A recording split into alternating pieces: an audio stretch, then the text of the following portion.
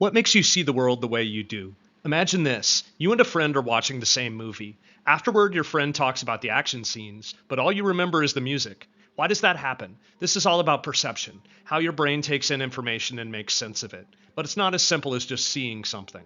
There are both internal and external factors at play that shape how you experience the world. First, let's clear something up. Sensation is the raw data your senses pick up, like light entering your eyes or sound waves hitting your ears. Perception, on the other hand, is how your brain interprets that data. For instance, when your eyes see light and color, your brain turns that into the image of a tree or a friend. Imagine your senses are like a camera, and perception is the process of developing the film, or creating a digital image nowadays. Without your brain's work, those raw images wouldn't make sense. So perception is not just about detecting what's there. It's about how your brain processes and reacts to that information. Take a moment to think about bottom-up processing. This happens when your brain reacts to sensory data on the spot, without preconceptions. For example, you walk past a bakery, smell fresh bread, and suddenly feel hungry. That's your brain reacting to the immediate sensory data. On the other hand, top-down processing relies on your expectations and past experiences to shape what you notice. Imagine walking into your room and immediately sensing something is off. You scan the room and quickly realize that your favorite book isn't where you left it. This is your brain drawing on past experiences to shape your current perception. Here's a fun exercise. Have you ever looked at a cloud and thought it looked like an animal? That's your brain using top-down processing to make sense of something unfamiliar. It's also tied to schemas, which are mental shortcuts that help you quickly recognize things. For instance, if you see a blurry shape on the road, you automatically know it's a car because you have a schema for what cars look like. However, sometimes these shortcuts lead to errors, like assuming someone is upset just because they're frowning. Your brain is constantly making judgments based on these schemas and expectations. Perceptual sets also shape what we notice. They act like filters that help you focus on certain things based on your current state or expectations. For example, if you're really hungry, you might start noticing every food sign on the street. Similarly, if you expect your friend to be wearing a red jacket, you might think you see them in red before they even arrive. This happens because your brain is primed to look for what it expects.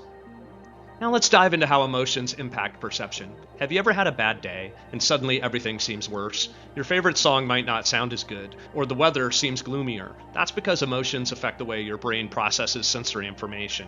When you're happy, the world can feel brighter, and you're more likely to notice positive things. This also ties into how memory shapes perception. If you were bitten by a dog as a child, you might still feel nervous around dogs, even if the one you see is friendly. Your brain is pulling from memory to shape how you perceive the current situation.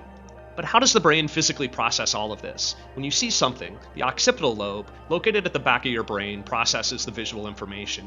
Meanwhile, the temporal lobe, near your ears, helps you make sense of sounds like voices or music. It's like different departments in a company. Each part of your brain has a specialized role in interpreting the world around you. But perception also involves the parietal lobe, which helps you understand where things are in space, allowing you to judge depth and know where your body is relative to the objects around you.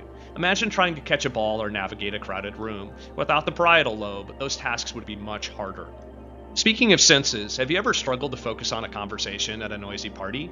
That's your brain working hard at auditory perception, filtering out background noise so you can concentrate on the important sounds. In rare cases, people experience synesthesia, where their senses overlap. Imagine hearing music and seeing colors at the same time, or tasting flavors when you see certain shapes. This fascinating condition shows how closely connected our senses can be. Perception is also something you can train. Athletes do this all the time, especially in sports like basketball, where quick decision-making depends on how they perceive the movements of other players. Musicians, too, develop the ability to detect tiny differences in pitch or rhythm, which improves their ability to perform. Even when you play video games, your brain is practicing perception. As you play more, you get faster at processing visual cues and reacting to them. But perception isn't just about how we process sensory data in isolation. Context plays a major role in how we perceive things. Have you ever noticed how a bright red shirt looks different depending on the lighting? Outside, it might appear vibrant, but indoors, it could look duller. Your brain adjusts based on the context around you. Cultural influences also come into play. For instance, in some cultures, there are many words for different shades of blue, meaning people in those cultures might notice subtle differences that English speakers might miss. Perception is also influenced by the people around us. Social norms can affect what we notice and how we react. Imagine being at a restaurant with friends. Everyone else orders dessert, and even if you weren't planning on getting any, you might feel like joining in. This is your brain interpreting the social environment and adjusting your behavior based on what's normal. Your brain is also a powerful filter for attention. Ever been in a noisy room and still heard your name across the room? That's the cocktail party effect, where your brain zeroes in on things that are important. even in a crowded, loud space. But this filtering system isn't perfect. Sometimes we experience change blindness, where we're so focused on one thing that we miss something else entirely. A classic example is when you're staring at your phone and don't notice when your friend sits down next to you. One of the best known examples of selective attention is the gorilla in the basketball game experiment. Participants were asked to count how many times a basketball was passed between players, and while they were busy focusing on the passes, a person in a gorilla suit walked through the scene. Most people didn't notice the gorilla at all. It's a clear demonstration of how selective attention works. But our brain can also trick us with confirmation bias. This happens when we see what we expect to see and ignore information that doesn't fit. If you believe someone is rude, you might only remember the times they were short with you and forget the moments they were kind. Think about a belief you hold strongly. Do you find yourself noticing things that support it while overlooking anything that contradicts it? So how does your brain organize all this information? It relies on Gestalt principles, which help it make sense of the world by grouping things together. For instance, with closure, your brain fills in gaps to create a complete picture. Figure ground helps you focus on an object, like a word on a page, while ignoring the background. Proximity and similarity are why we assume people standing close together or wearing the same clothes are part of the same group. When it comes to judging depth, your brain uses binocular cues, which rely on both eyes to provide a 3D perspective. Monocular cues, on the other hand, use size and perspective to judge depth. For example, when you see mountains in the distance, they appear smaller and less detailed than objects up close. This happens because your brain uses monocular cues to figure out how far away things are. What's fascinating is that different cultures may rely on different cues. In wide open environments like deserts, people might focus on linear perspective, while in denser environments like forests, people may use texture to judge distance.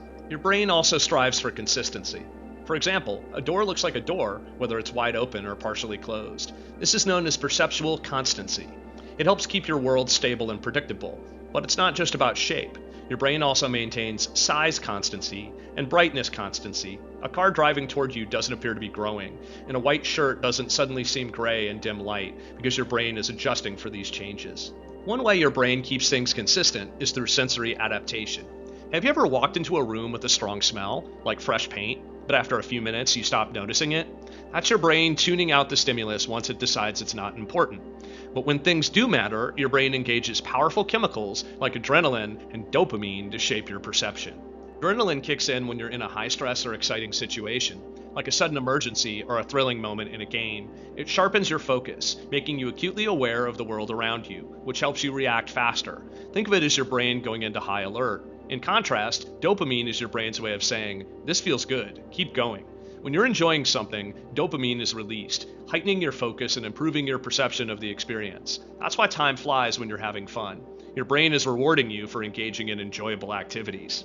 But perception also changes when you're tired. Fatigue slows down your brain's ability to focus and process information. Have you ever tried to concentrate when you're exhausted? Even simple tasks seem harder because your brain struggles to keep up. Your brain is also incredibly adaptable. It's great at perceptual adaptation, which allows it to adjust to new environments or sensations over time. For example, if you wore glasses that flipped everything upside down, your brain would eventually adjust, and after a while, you'd start to see things normally again, despite the distortion. Sometimes your brain also uses perceptual defense to protect you from things that might be disturbing or overwhelming. If you encounter something frightening, your brain might downplay it or avoid fully registering it to help you cope. The placebo effect is another fascinating example of how perception is shaped by expectations. If you take a sugar pill but believe it's medicine, your brain might actually make you feel better because it expects the pill to help, even though there's no real medicine involved. Your brain's belief can directly influence how you feel. Technology, too, has a big impact on perception. Ever noticed how a picture on your phone looks different when you print it out? That's because your brain is constantly adjusting to how digital screens display color. Virtual reality, VR, takes this to a whole new level, immersing you in a completely different world. As VR and augmented reality become more common, they might change how we perceive depth, space, and even time. Perception doesn't just apply to objects, it also shapes how we see people. Have you ever instantly liked someone just because they seemed friendly? That's the halo effect, where one positive trait makes you assume the person has other good qualities. The opposite is the horn effect. If someone is rude to you, you might assume they have other negative traits. Think about the last time you judged someone quickly. Did you focus on one specific trait? How did that shape your perception of them? Different languages don't just help us communicate, they also shape how we perceive the world. For instance, some cultures have multiple words for different types of snow or water. If you speak one of those languages, you're more likely to notice subtle differences that someone else might overlook. Our perception changes as we grow. Sensory thresholds also play a role in how we detect stimuli. The absolute threshold is the smallest amount of stimulus you can detect, like the quietest sound you can hear in a silent room. The difference threshold is the smallest difference between two stimuli that you can detect. Think about adjusting the volume on your phone and noticing when it finally sounds louder. Extreme situations, like sensory deprivation, can also alter perception. Imagine being in complete darkness or silence. Without your usual sensory inputs, your brain might heighten other senses. Have you ever noticed how, when it's dark, sounds seem louder, or in silence, you become more aware of how your clothes feel on your skin? Your brain compensates when one sense isn't working by focusing more on others. Now that you know how perception works, start paying attention to how it affects you in everyday life. Notice when your brain filters things out or when your mood shapes how you see something. Try out some optical illusions, or reflect on how you've made snap judgments about people in the past. Perception isn't just a fun topic, it's practical. From advertising to design to how doctors diagnose patients, understanding how people perceive the world can help you in all kinds of careers. So keep an eye on how you see the world. You might be surprised by what you learn.